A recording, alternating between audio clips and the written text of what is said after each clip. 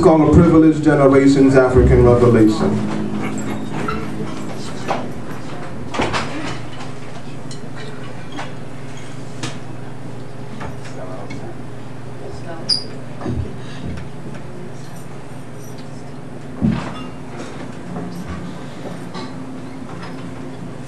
As I fight against the system, I claim to be a victim. But as I fight for the victims, I reap benefits from the system. So no longer will I lie. No longer will I hide behind tears, never cry. No longer will I waste my breath over ear, never sighed, because for me, it has all been as easy as pie.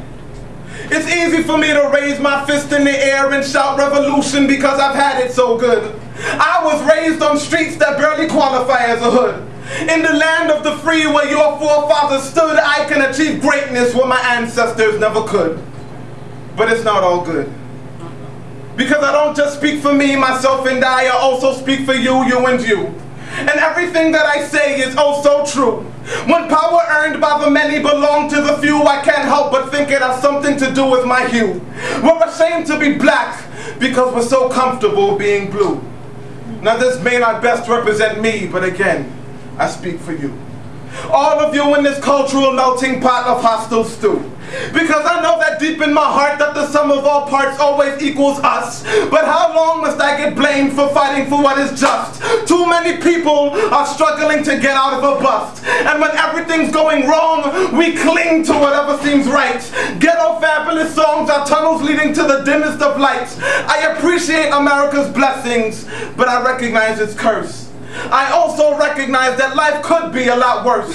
So you don't have to remind me that Africa is at its worst. That so many people over there are dying of thirst. Perhaps I must remind you of who's responsible first. How can I fully appreciate this American institution when you fail to recognize my ancestors' contributions? Then teach me to forget that someone deserves retribution. Now this has nothing to do with revolution.